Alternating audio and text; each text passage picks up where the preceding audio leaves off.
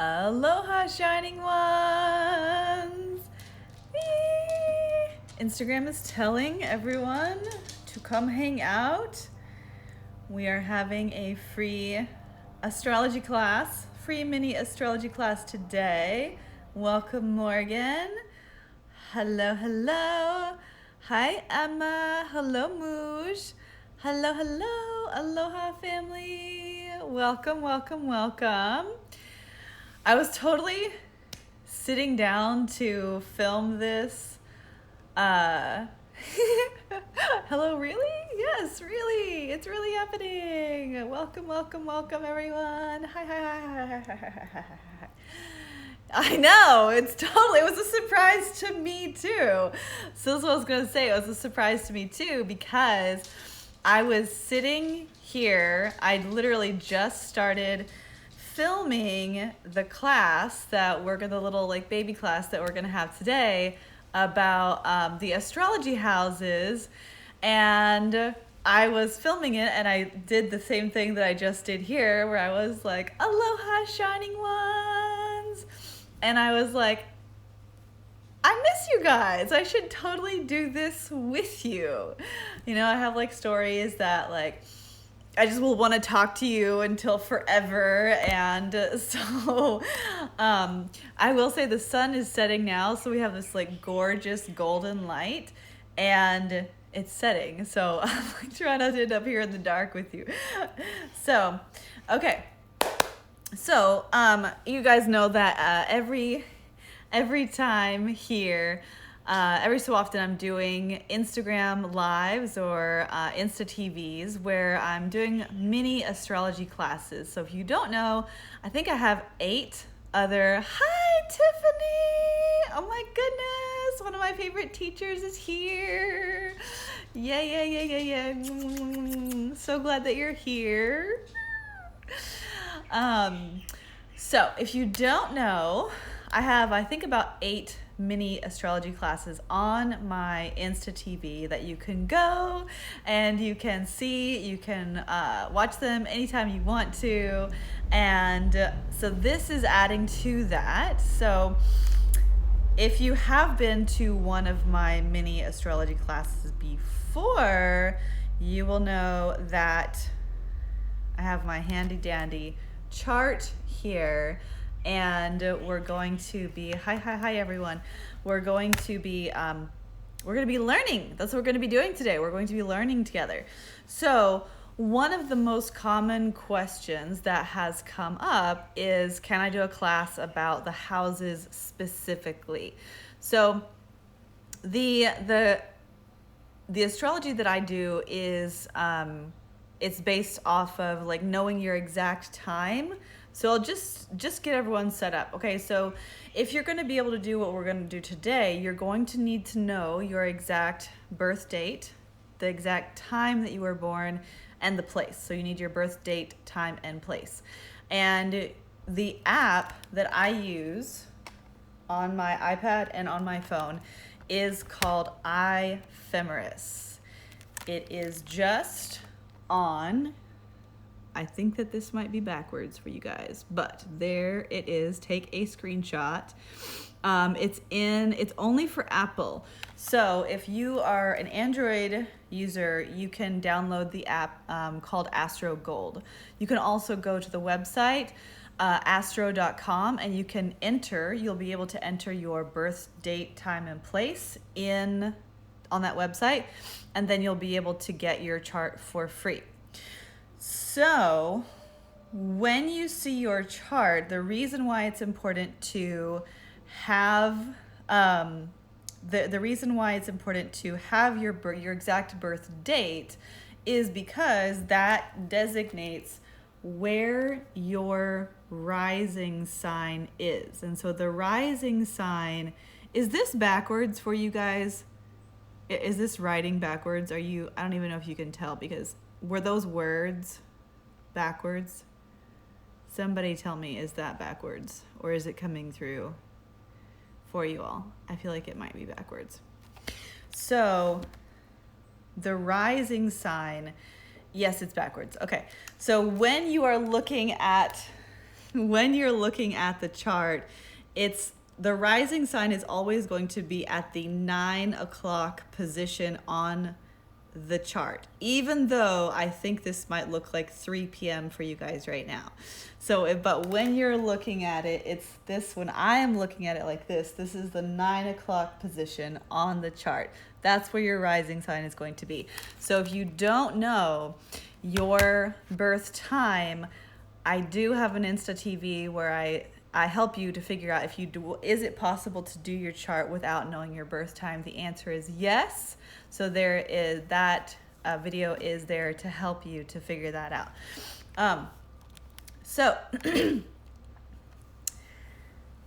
No, I'm not going to flip the phone around, so it's all good. Thank you, though. I appreciate that. Yes, exactly. So the rising sign is always going to be at your 9 o'clock. I'll just hold it this way. So this is the 9 o'clock position. And then that is the start of your first house. So this is where the rising sign is. It's called the ascendant. And then this starts your first house. So you can see the number 1 is in here. This is first house, second house, third house, fourth house. And why this is important is because each one of these houses, let me turn the light down here a little bit. Each one of these houses, hi Cheyenne, each one of these houses is identifying a particular area of your life, okay? So when we say that the eclipse that's happening this weekend is in 2 days, is happening at it's happening at 13 degrees Capricorn. So you're going to look to find 13 degrees Capricorn. On this sample chart, it's right here in the middle, right after the beginning of the 7th house, because this is the 7th house as we go around. So here we are. Get this to go. First house, second house, third house, fourth house, 5th, 6th, 7th, 8, 9, 10, 11, 12. There we go. So why is that important? Because when you know your rising sign, it's going to put the different planets in different houses.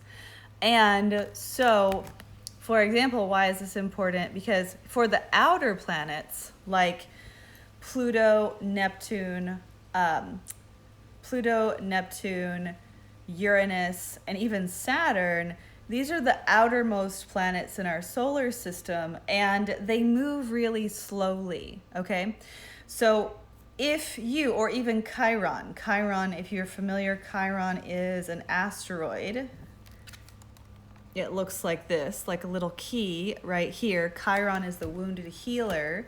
And Chiron basically in a little mini part, so a little short part. So Chiron tells us what kind of obstacles, challenges that our soul chose to work on in this life so that it would force us to grow. And so they're often like they're wounds that we have to work through. And so but it's like so even the story of Chiron actually in the mythology, he was a centaur and he was an immortal and he was shot in the heel. I believe it was by Hercules. So he was shot in the heel, but since he was an immortal, it was just this like perpetual wound that he had. And so for anybody who has had, any of us who have had health conditions that have really forced us to change our lives, change your diet, change the way that you were working, really kind of had to overhaul and like spending all of the time and all of the energy and all of the effort to learn about your body and to learn about this particular illness so that you could heal.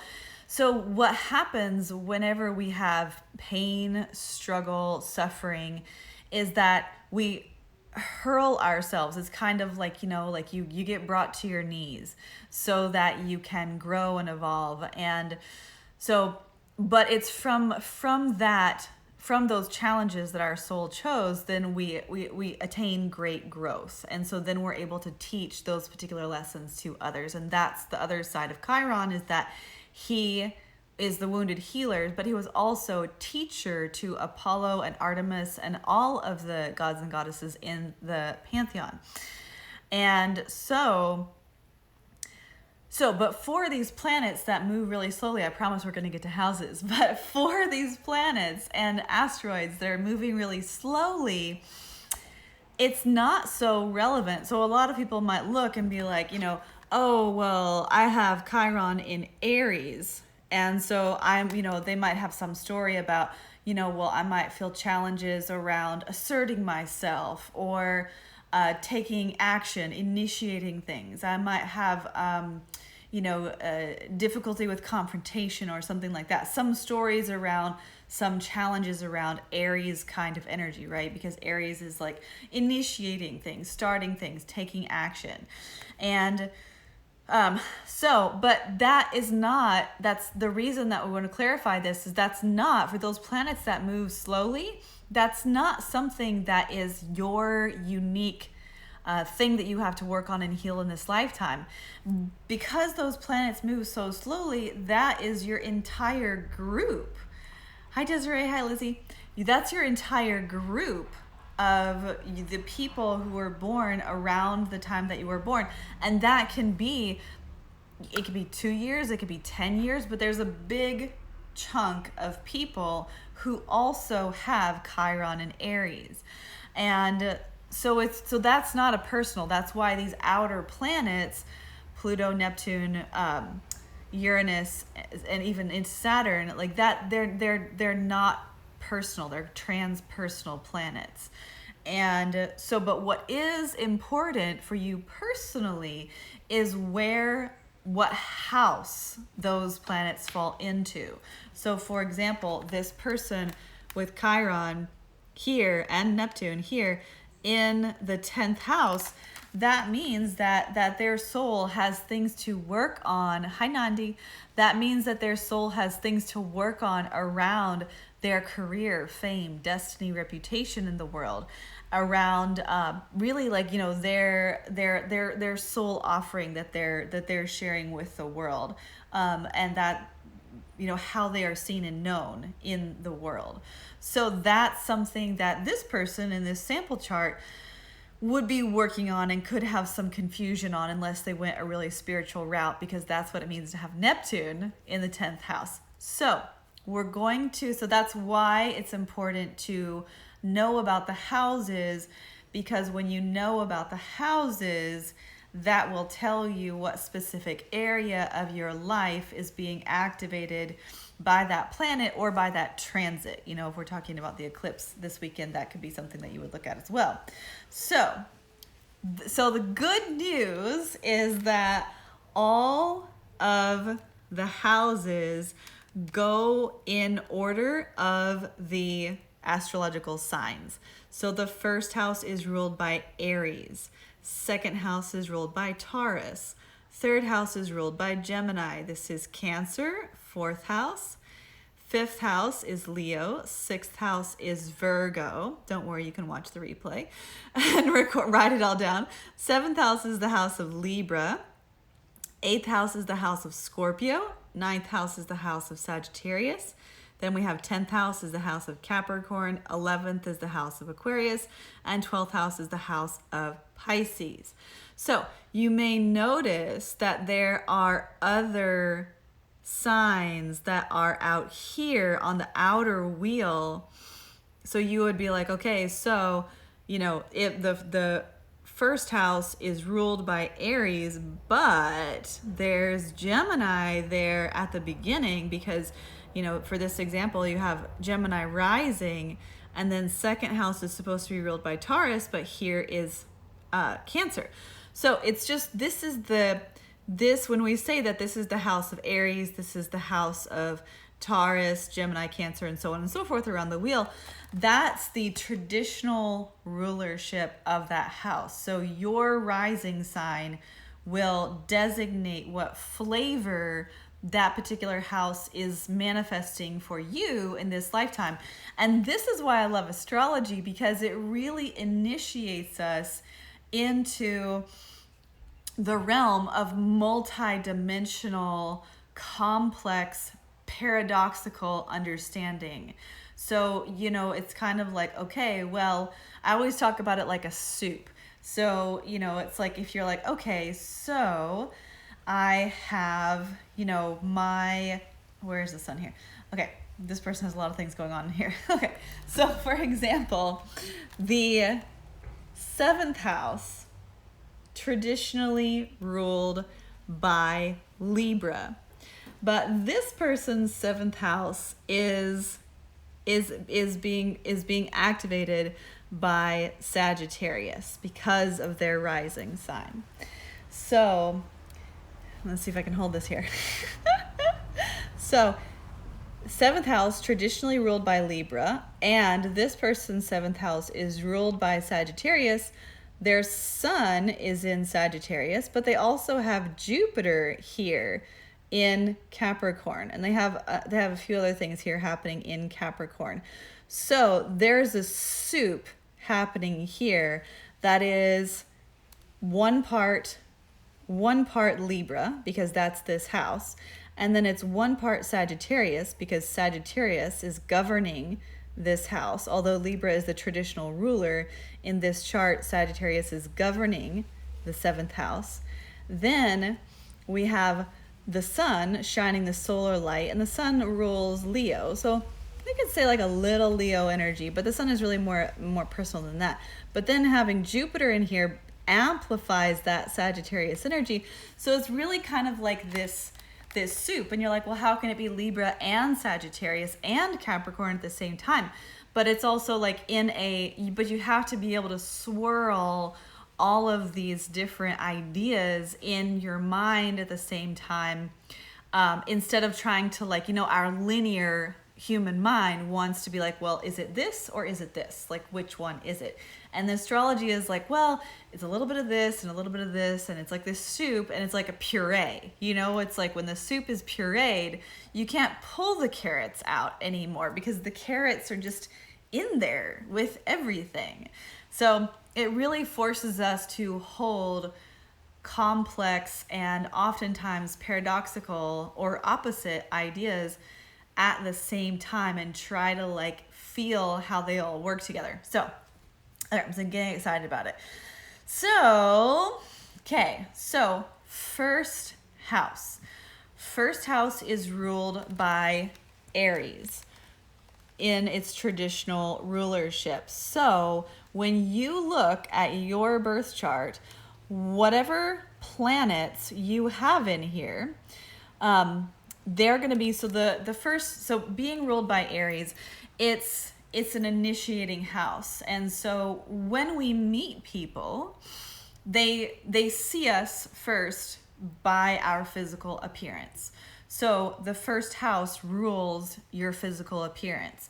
So whatever kind of attributes your rising sign is, what kind of characteristics or keywords that are connected, and you can look up, you know, keywords for Gemini or keywords for Cancer or keywords for Scorpio.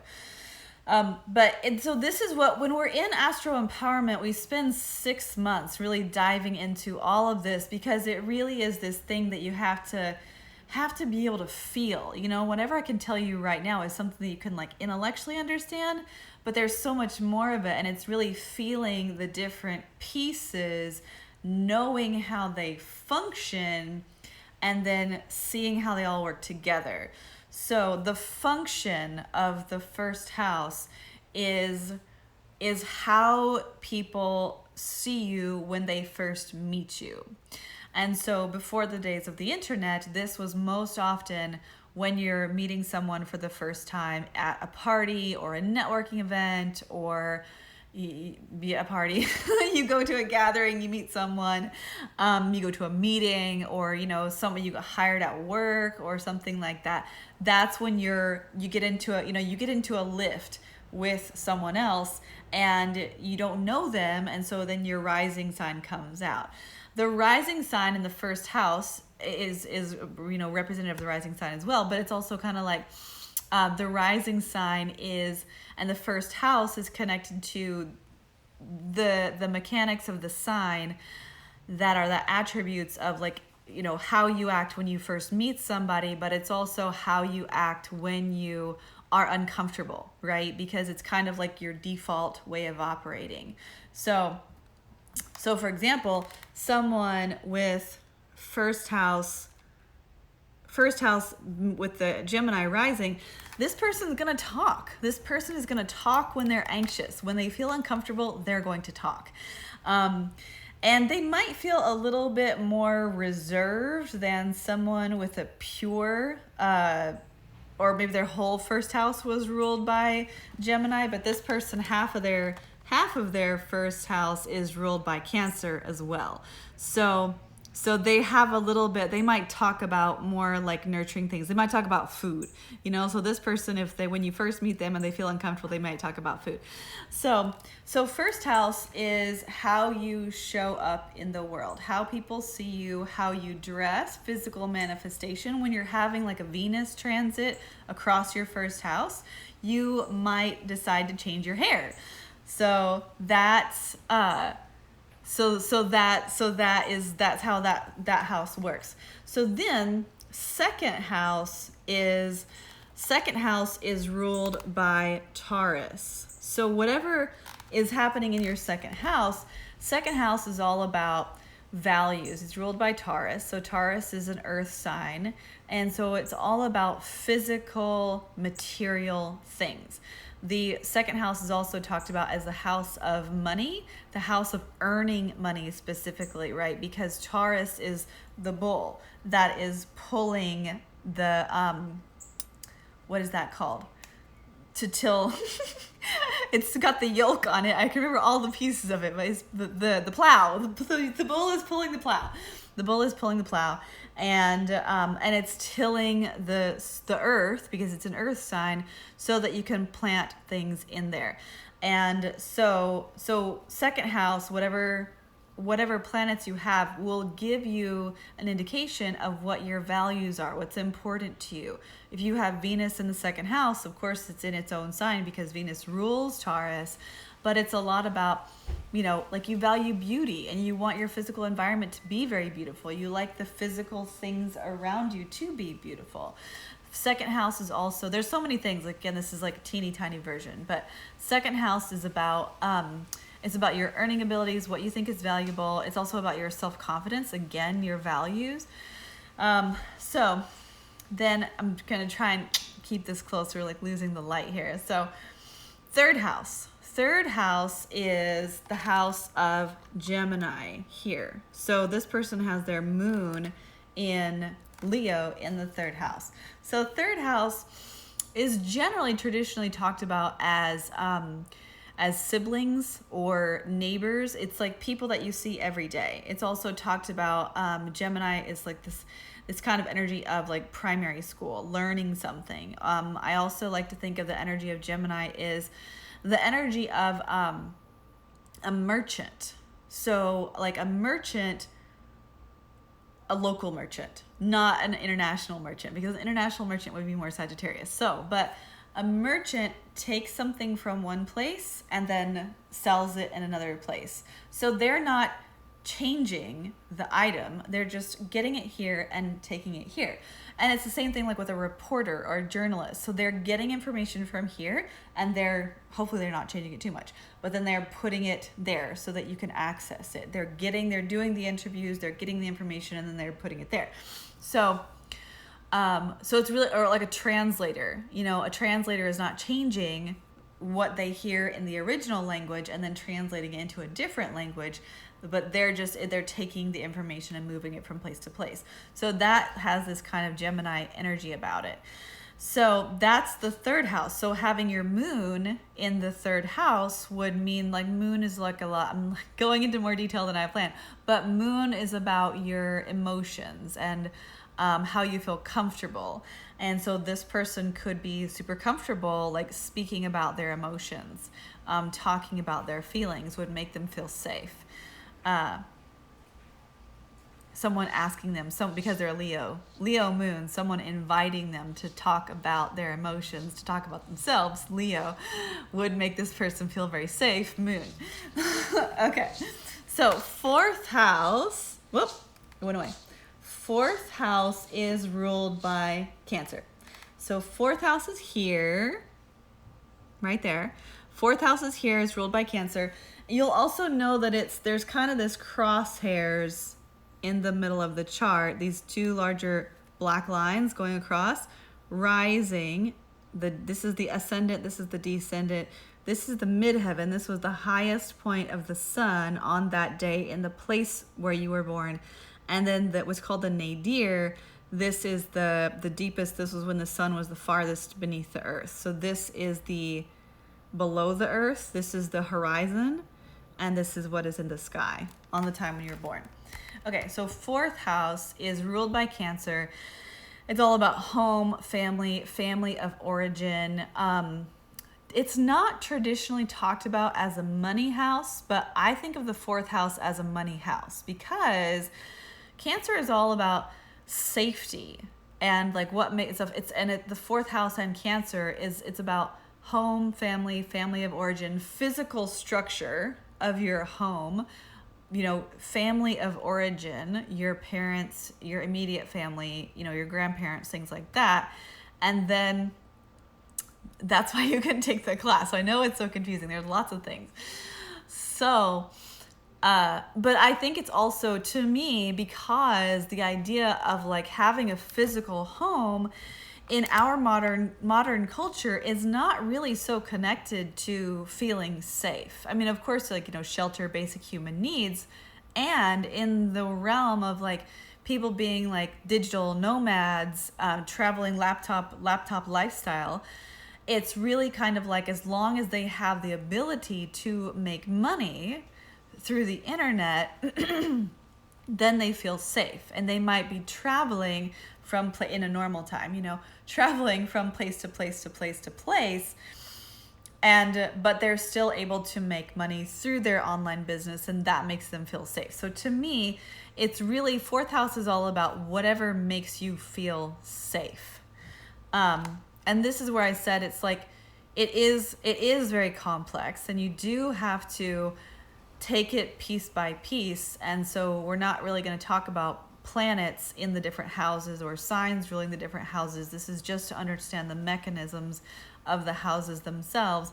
So then when you learn about signs governing houses, and you learn about planets in houses, and then you learn about transits, that are the astrological weather activating the different houses, then you'll be able to like hold it all together and like gel it all together. But you have to understand the mechanics of how the different things work in order to see how they all stack and how they all work all together. So then we go from fourth house to the fifth house. And so the fifth house is ruled by Leo. So the fifth house is traditionally talked about as children. It's also your creativity. Like if you don't have kids, these can be like your business, creative projects that you work on. If you do any kind of social justice work, this is like, your kids, like, you might have kids as well, but you're like, okay, these are my babies, these are my projects. If you're writing books, these are also, your projects, your creative endeavors that you're doing in the world. So that's the fifth house. The fifth house is also the house of vacations. And again, this is just like teeny tiny little like glimpse into all the different houses. But so really it's like, about like creativity and everything. Hi, Sabrina. All right, so sixth house is right here. Sixth house is the house of Virgo. And so sixth house can give you clues depending on what sign is governing your sixth house and what planets you have in your sixth house. The sixth house is ruled by Virgo, which is another earth sign. But so Virgo is really about practicality and about ritual. So one of the things that a lot of people have kind of forgotten about Virgo is that this was the virgin cult, and not in a cult in kind of like, drink the Kool-Aid cult, but like these was like devotional groups of women. And they were, one of my favorite things about Virgo is that the Virgo energy, not just Virgo if you have a sun or Virgo or moon Virgo, but Virgo energy in and of itself is that this energy has this connection to the organization of nature. And so people with a lot of Virgo in their chart, whether it's sun, moon, or rising, or they have a stellium in the sign of Virgo or whatever, they have this ability to, like, when they're in their illumination, because we all have shadows and light, they have this ability to really like perceive like the sacred geometric patterns of nature, and oftentimes they're really connected to the rhythms and the patterns and the cycles of the moon and the different seasons and the different planting cycles, and if you're a woman, even your own moon cycles. So really paying attention to the natural rhythms and cycles that occur in the world. The sixth house is also traditionally talked about as work, because in the modern culture, a lot of the ritual, day-to-day, daily ritual is get up and go to work, at least before COVID, maybe still for you. But so as the soul journeys through the chart, this is also a map for the development of the soul. So when you're in the first house, this is like, who am I? Who am I? And then when you go through this evolutionary journey of learning, like, who are you? Then you come to the place of, right, we talked about Taurus, value. What do I value? What's important to me? And then you come to the house of Gemini. How can I communicate what I value? What's important to me? How do I communicate that? And then fourth house, through communicating who I am and what I value, how do I get my needs met so that I feel safe? How do I nurture and nourish myself, knowing what I know about myself so far? And then once you've accomplished that thing around safety, it's like, how do I create in the world? How, or if, having children, it's like, my inner child, or, your physical children. But it's like, what do I want to create in the world now that I know who I am, what's important to me? I've communicated that. Now I'm safe. Now what I want to create in the world. And then how do I build daily rituals and routines in order to keep that going, in order to sustain that, in order to organize my life in an organic way that feels nurturing. So then you cross over from, that's this like personal journey. That's just you with you. That's you, the soul's developmental journey of you with you figuring yourself out. Then you cross over into the upper horizon, and this is the first time, seventh house, that you meet the other. So you meet another human being. So seventh house over here, this is at the 3 o'clock position. This is, even though it looks backwards, this seventh house is often talked about as the house of relationships or the house of marriage. But this is not just, or enemies, but this is not just romantic relationships. This is any kind of thing where you're balancing your energy with another person's energy. So this can be collaborations, this can be any kind of partnerships, business partnerships, or friends that you have that, sometimes you have that group of friends and sometimes you have more one-on-one friends. So this is that kind of one-on-one energy balancing dynamic there. So then you go up. So all of these houses that are up in the top of the chart above the horizon line, this is the evolutionary journey of the soul with other humans, trying to figure out, how do I do this life thing with other humans? So here, this is seventh house, house of relationships. Eighth house is ruled by Scorpio. So a lot of times this is the house of like sex, money, taxes, insurance payouts, other people's money. But really, I feel like it's better understood through the way that Carolyn Myss, if you guys are familiar with her, she describes the sacral chakra. So your second chakra has a similar kind of scorpionic type frequency. And so she describes the sacral chakra as sex, money, and this is the part, the need to control or be controlled. So when we're dealing with other, so to me, this is like seventh house is balancing energy in a way that feels harmonious and peaceful, whereas eighth house is really kind of like the power dynamics. Like once you're nice, because Libra is all like, let's be peaceful and let's be balanced and harmonious and create beautiful things through our collaborations and our partnerships. And then Scorpio is like, enough of this people pleasing. Let's dive into the real intimacy and let's go into the shadows and what's really going on here. Enough of this superficial stuff. So that's why it's intimacy, sex, right? So it's power dynamics. This is just, seventh house is just the relating itself. And then eighth house is the power dynamics that can come out when we're in our personal relationships. So really, and so that is other people's money, that is sexual energy. And that is other people's energy in general. So managing the power dynamics between other people's energy. And this is also, it's also the occult. So it's things that are taboo, things that are not supposed to be talked about. And so it's kind of so this journey through the evolutionary arc of the upper part of the chart, you'll see what's happening here in a minute. But so ninth house here, ninth house is ruled by Sagittarius. And so this is the opposite.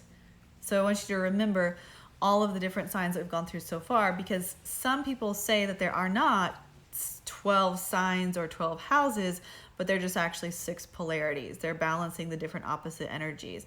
So ninth house is the opposite of Gemini. And so ninth house Sagittarius energy is about this broad view, right? So whereas Gemini is that kind of translator energy where it takes information from one place and then puts it in another place, or translated it from one language into the other, Sagittarius goes out into the world exploring other cultures, other philosophies, and systems of government, all different kinds of things. It studies these different systems of thought or languages or whatever, and then it layers them over each other, and then it looks down through and it sees, how do all of these things relate? What's the bigger picture from stacking all of these different systems on top of each other? And that's what philosophy is, right? Where it's kind of like Gemini is intellect, it's information, and Sagittarius is philosophy, from this understanding multiple different ideas. It's also long distance travel, it's higher education. If you're a teacher, you might have a lot of different of activations in this area. And so then we have the 10th house. I'm going to turn this light over here.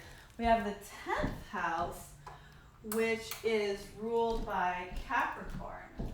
So the 10th house is about our career, fame, destiny, reputation in the world.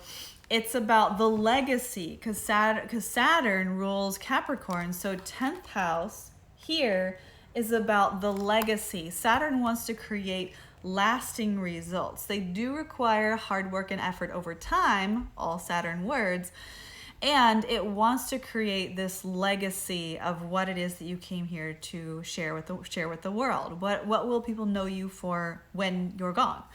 And so this is all about your career, right? 10th house is all about your career. So whatever sign is happening, governing your 10th house, your midheaven here, or whatever planets are here, those can tell you, characteristics that your soul wants to explore through your career. in this lifetime. It gives you clues about the legacy that you came here to leave. So then we go into the 11th house over here, and then 11th house is ruled by Aquarius. And so 11th house it's your community. It's the people in your life who you network with. It's also called the house of gains, Gains, and it's it's like your goals and your visions for yourself. So, and then you'll see how all of this makes sense in just a minute. So then we have the 12th house, which is the house of Pisces. And so the 12th house is the house of, Pisces is like this multidimensional ocean of all that is, that has no definitions. Everything is dissolving into each other, and a unity consciousness. And it's the realm of higher spirituality, connected to angels and the higher spiritual realms, but it's also the realm of dissociation and addiction. So because that's the shadow of Pisces. Every single one of these houses has a shadow and has an illumination. So for example, someone with real issues around authority and power dynamics and power struggles, maybe even violence or things like that, they have something going on with Scorpio, right? Because there's the shadow Scorpio or Pluto. So it could be something happening with Mars and Pluto in their charts, or it could be something happening in the 8th house, which is the house of Pluto and power dynamics and power struggles, other people's energy.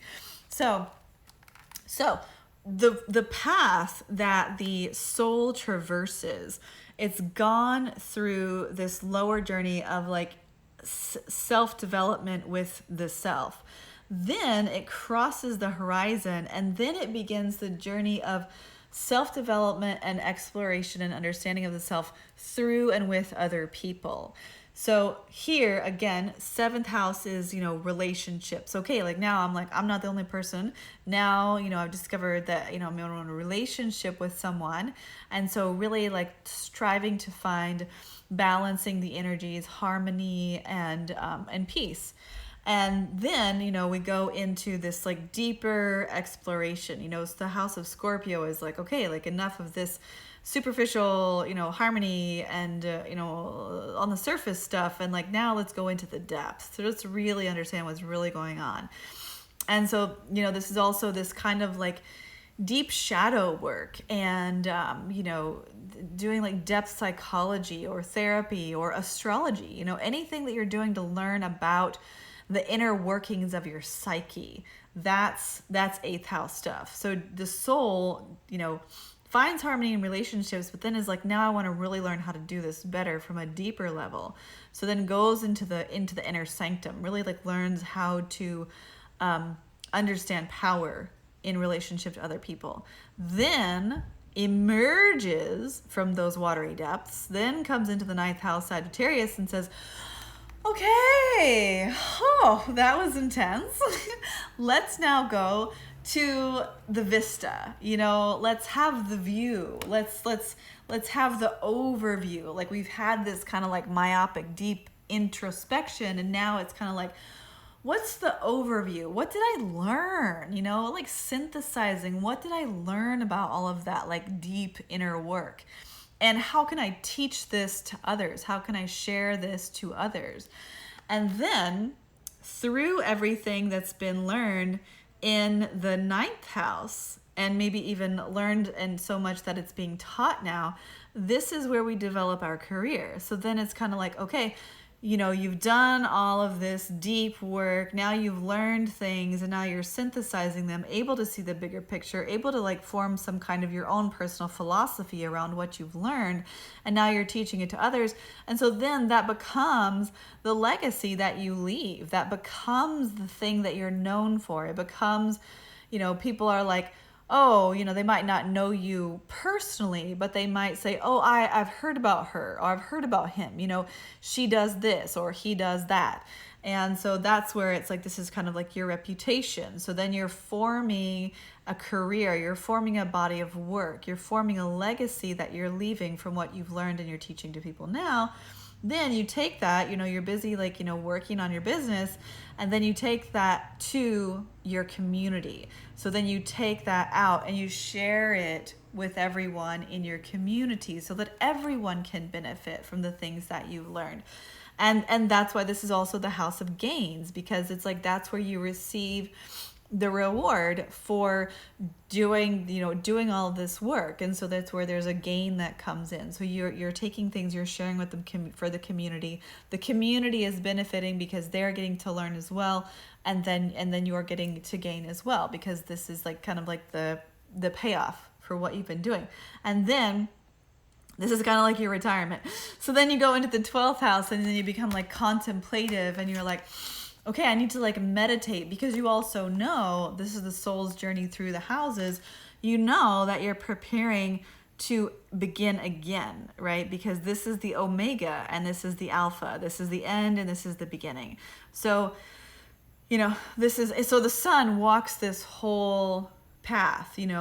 This is like late March, early April. This is late April, early May. Like, I know the signs. What are the months? Okay, so the sun walks this whole path. So we're walking this path together every year as the sun goes through all of these signs. Then we're also, Mercury is going through all of these signs. All of the planets are going through all of these signs at different speeds. And so we're all cycling through different formats of this death and rebirth cycle. So here, 12th house, you're reflecting. That's, 12th house is the house of dreams and meditations. And so it's this introspective 12th house where you're connecting to, your angels. And so you're really doing this reflective work behind the scenes in order to really integrate everything that you've just learned on this whole cycle so that you can prepare to begin again. So whenever there is a particular transit, so now we're saying like, okay, so Mercury is retrograde in Cancer right now. So you're going to find Cancer in your chart. In this chart here is the sign of Cancer. So it's affecting the first house and the second house. So the whole Mercury retrograde, you can get even more specific when you dive into the degrees, and you can see how far, what degrees Mercury is retrograding at. How far did he go up, and then when he turns around, and then when he goes back again.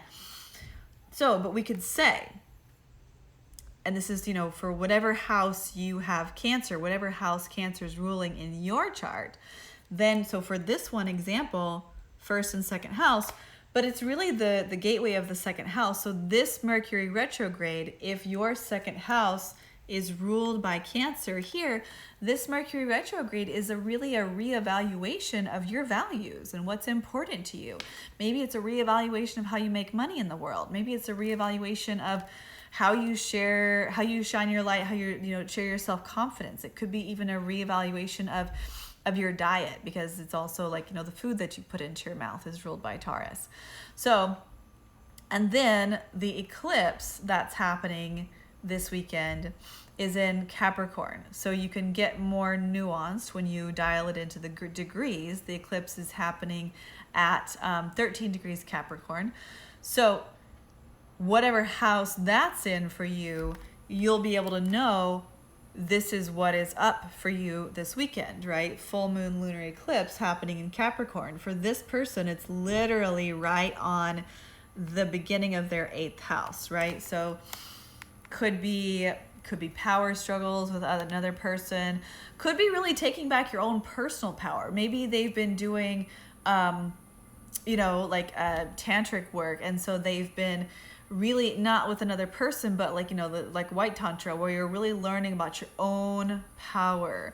And so then maybe now they're like, okay, like that, I feel like I'm ready to reset in that way. Maybe I've had to deal with other people, I felt like a victim, or, you know, other people were taking advantage of me or something. And now I'm ready with this new eclipse to step into a whole new cycle in my life, because this Capricorn eclipse is the completion of a cycle that began in July, middle of July 2018. So whenever you're hearing, that's why it's good to know about the houses, because whenever you're hearing about whatever's going on in the stars and you know what sign it's happening in, then you can find that sign, and if you're good, you can find that degree on your own chart and know where that is getting activated for you. Okay, so I saw some questions. Okay, so yes, this is definitely an app that you can download. I showed it at the beginning of the live, but I'll show it again. It's going to be backwards because the way that the thing works, but you can still take a screenshot. Here it is. It's called iamrakai'el. It's actually a play on words because the charts that astrology does, all of the calculations are called the ephemeris. So this is called the iamrakai'el, and but this is only for Mac. You know, if you want to, if you're using an Android, you can need to use Astro Gold, which is also a great platform. Okay, so someone said, I have a stellium, Jupiter, Venus, Sun, Mercury. Okay, well, you can't remember what house it's in, but that'll be good to go look. Significance in the, I don't know how to pronounce this person's name. This is, I'm coming out of my bubble. I'm in the process of coming out of my bubble about learning about all the things that are happening in the world. But I did look up this woman, is it just, I'm not going to say it right, but it's Ghislaine Maxwell, but I did look up about her and all of the fucked up things. And this is definitely written in the stars because she was arrested today, which is the first full day of Saturn retrograding into Capricorn. And it's also when, let me see the sky now. This is also when Jupiter is exactly. It was exactly, Jupiter was joined together with Pluto yesterday, exactly. And so Jupiter expands everything. So it's making like weird light. I can look that up. But so Jupiter expands everything it touches, and you know Pluto's been in Capricorn since 2018. This is like current event astrology. So Pluto's been in Capricorn since 2008. I think I just said 2018. Since 2008. And that was when we had the market crash and everything. So Pluto is the Lord of transformation, death and rebirth. And so he's been transforming everything Capricorn, which is governments and institutions, structures, the patriarchy, anything that Saturn energy is about, like control. And it's patriarchal, you know. Saturn is talked about as like father time. So but I was talking about Saturn in Capricorn because Saturn is the planet that rules Capricorn. So all things Capricorn that have been constricting and controlling people they're being broken down and transformed through Pluto there. And so Jupiter comes back, and Jupiter just expands everything it touches. And so it's really kind of like boom, secrets are revealed. And so then with Capricorn going back into, with Saturn going back into Capricorn, it's kind of like, okay, this woman who's been doing all of these fucked up things and aiding this man in all of this sex trafficking and everything,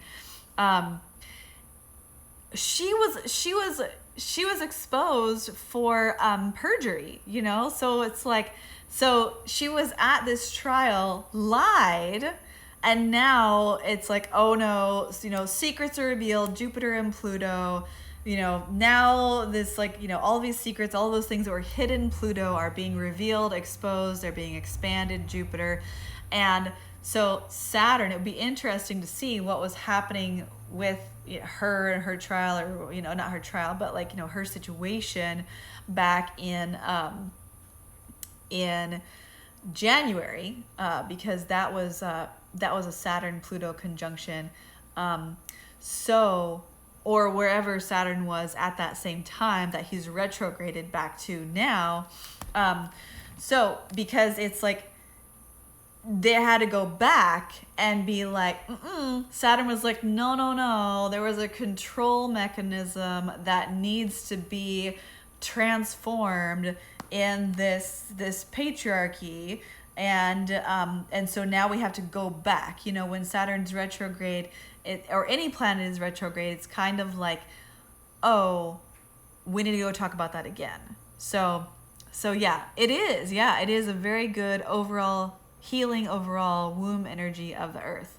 Yeah, like 2020 might seem crazy, but it is really part of all of this massive healing that we all signed up for. Like we all chose to be here on this planet at this time, and our souls decided to be here. And so we all came here to be agents of transformation, agents of healing, agents of change, to really catalyze this massive healing that's happening for humanity right now. So great questions. I'm glad we got to talk about that at the end. Okay, so it's totally dark here now. I have so much fun nerding out on all things astrology. I hope that this was helpful for you. I think that this will be really, really helpful now, knowing the way that the houses function will be really, really helpful for you now when you listen to some of the other Instagram TVs that I have that are explaining different things that are happening and different parts of the chart. So now you can go back, you can use what you learned here and then apply it in different ways. Even if you've already watched those other videos, I bet they'll make more sense now that you've seen this one. So yay, thank you for your question. So glad that you guys were here. And if you have any more questions, if you're watching the replay, please put your questions in the comments below. I think Instagram is gonna save this and post this. This is my first time doing a live now that I think it's going to post and save this into my Insta TVs automatically. So hopefully all of that happens. Hopefully Mercury retrograde is graceful with getting all this information out there. So I love you guys. I hope that you're having a fabulous day or evening wherever you are in the world. And I'm going to be doing this more as we're going. I'm riding this little edge here, doing as much as I can while I still have the energy to do it, because I want to share about the lunar eclipse as well that's happening this weekend. And the lunar eclipse is happening in my sign, Capricorn. And so, yeah, I'm just going to be making sure to take really good care of myself as well. So I love you guys, and I will see you again soon.